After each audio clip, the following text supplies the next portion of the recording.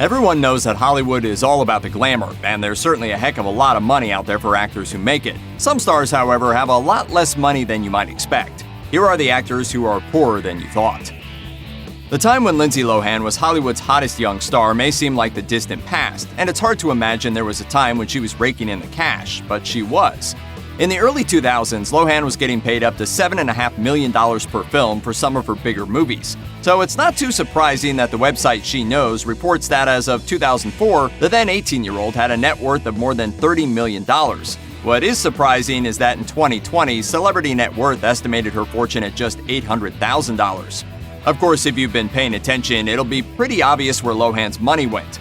As Business Insider reported back in 2010, the actress had been to rehab 3 times by the age of 23 and found it difficult to get acting work because she was impossible to insure as a result of her drug problems. Add to that the declining paychecks for the work she could get, and you have a recipe for financial disaster on an epic scale. Gary Busey has had a phenomenally successful career. While never quite achieving superstar status, over the course of 5 decades, he's compiled nearly 200 acting roles and has rarely gone more than a year without a job. Some of those credits were in pretty successful films too, such as Under Siege and Point Break. And yet, according to Celebrity Net Worth, Busey is worth just $500,000. So what happened? As with most people's stories, Busey's is complicated.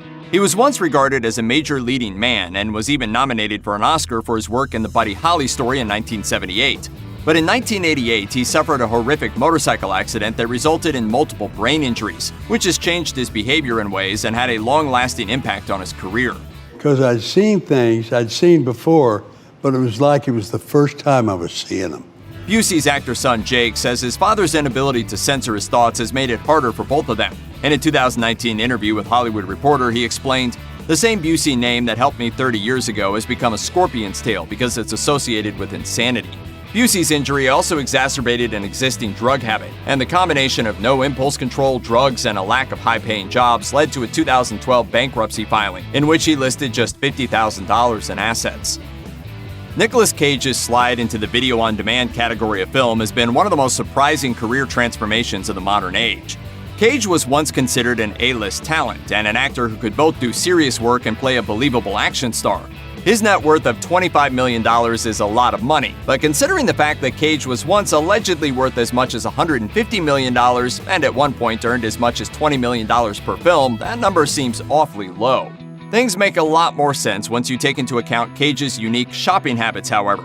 Over the years, the actor has purchased no fewer than 15 homes, a number of other properties, and a range of collectibles, such as a rare Superman comic book and a real dinosaur skull. Spending like that will erode any fortune, and when Cage came up short on the absolutely massive property tax bills, the foreclosures began, and he had to scramble to stay solvent. While he's become a bit of a joke for the slew of low-budget, sketchy films he's appeared in over the last decade, that hustle is exactly why he successfully rebuilt at least a portion of his former fortune. As part of Long Island's Baldwin family of actors, Stephen Baldwin has appeared in some big movies and a whole load of not-so-big movies. Still, he's worked as a well-known actor for decades, so you might imagine he'd be worth a bit more than the $500,000 that Celebrity Net Worth estimates. But the truth is that Baldwin got into a heap of tax and credit card trouble a few years ago. After falling behind on his mortgage payments on his $1 million Long Island home, Baldwin tried to sell up and wound up defaulting on the $781,000 loan instead. At the same time, the IRS came after him for not paying taxes for a couple of years, slapping a $407,000 lien on the actor. Baldwin has spent the last few years cleaning up his finances. The house was auctioned off, and Baldwin and his wife moved into a small apartment in Queens to reduce expenses. Baldwin got the lien lifted a few years ago, but all that drama has had a negative effect on his net worth. All the same, the actor has 4 projects listed on IMDb this year, so he might just be on his way back to the big time. $10 million would mean early retirement for most people, but it doesn't seem like a lot of money for someone like Wesley Snipes, who was once paid $13 million for Blade Trinity alone. So what happened? In a nutshell, Snipes is one of the many extremely wealthy people who thought he could get away with not paying his taxes. Snipes was indicted in 2006 on tax fraud in the form of $12 million in refunds he illegally claimed, not to mention failing to file tax returns for several years. His legal team claimed he was the victim of terrible advice, but failed to mount any sort of defense when the case went to trial, while the IRS proved he earned about $40 million between 1999 and 2004. Snipes wound up in jail on tax evasion charges, but just because you go to jail doesn't mean you stop owing the IRS. So Snipes still had to repay his back taxes when he got out in 2013. After a few more years in court, he managed to get his debt reduced from $23 million to $9.5 million, but that's still gonna hurt your bottom line, especially when you're not the A-lister you once were. A net worth of $5 million certainly is nothing to sniff at, but considering that Chris Tucker was once one of the highest paid actors in Hollywood, it's a surprisingly low number, even when you take into account his apparent lack of interest in working. Since his breakout into megastardom with 1998's Rush Hour, Tucker has only appeared in 4 films: Rush Hour 2, Rush Hour 3, Silver Linings Playbook, and Bill Lynn's Long Halftime Walk. Still, considering he was paid $25 million for Rush Hour 3 alone, you gotta ask, what happened to all that money? Well, for one, a number of tax problems, poor accounting, and business management difficulties resulted in a whopping $14 million fine from the IRS. Take care of your business, man. Don't listen to people. Do your own business. Be careful who you listen to, because that's the last time I let Wesley Snipes help me out with my taxes. Those problems sparked a domino effect. Yahoo reports that Tucker subsequently had a $6 million home foreclosed on. Having your money mismanaged by so-called professionals can happen to anybody, however, and Tucker's fortunes may be on the upswing again if the rumors about a 4th Rush Hour film turn out to be true. Of course, whether he can match that $25 million payday remains to be seen. Often, stars and celebrities' financial troubles can come as a result of their own overspending or bad financial decisions. But Kelly Rutherford's story is different. The reason the star of Gossip Girl is said to only be worth $1 million today is a devastating divorce and a bitter custody battle. Divorce is pretty much the main destroyer of wealth in the modern age, and Rutherford's was pretty nasty. In addition to legal fees to her attorneys, Page Six reported that Rutherford had to spend enormous amounts of money flying back and forth to Monaco just to see her children, after her estranged husband moved them there, making 70 trips in just 2 years. This also impaired her ability to work, since she was traveling all the time. The exorbitant cost of these divorce and custody battles, plus the lack of work, forced Rutherford to declare bankruptcy in 2013. With that in mind, it's actually kind of impressive that she's clawed her way back to millionaire status. Depending on your age, you may or may not remember Sinbad, but the comedian was once a pretty big deal. He had his own TV show at one point and starred in plenty of movies while maintaining a solid stand-up comedy career, all of which should have left him an incredibly wealthy man. However, Celebrity Net Worth estimates he's worth about $4 million, which is actually a surprisingly low number. Sinbad has been pretty honest about what happened to his money. In a 2013 interview with HuffPost Live, he admitted that he tried to keep his business interests afloat with his own money, assuming he'd get a big movie role to cover the losses.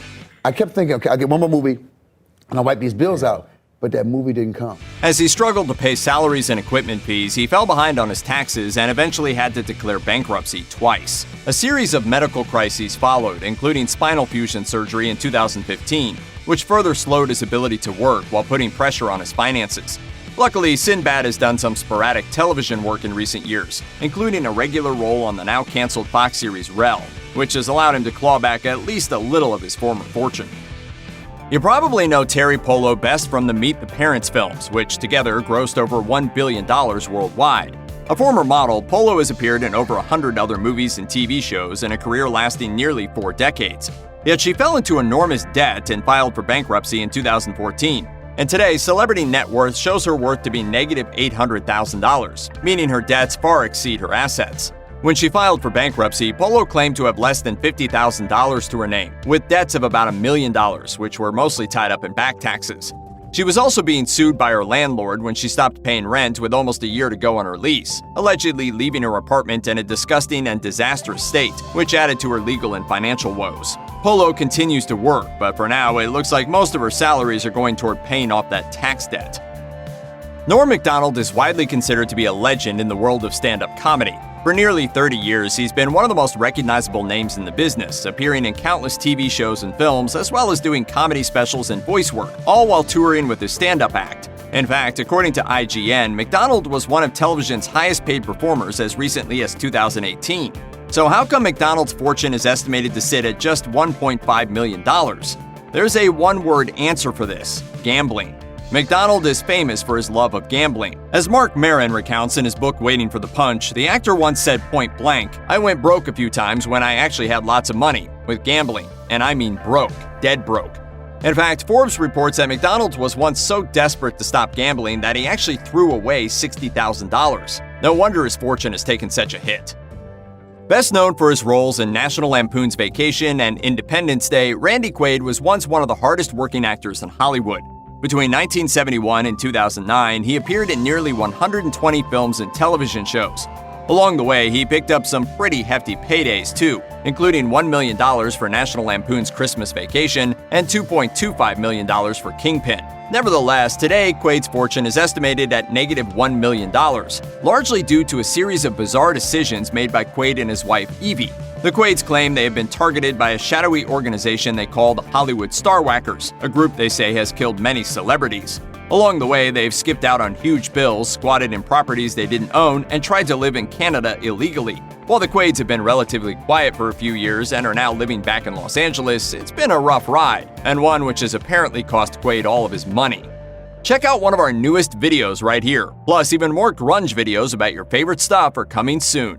Subscribe to our YouTube channel and hit the bell so you don't miss a single one.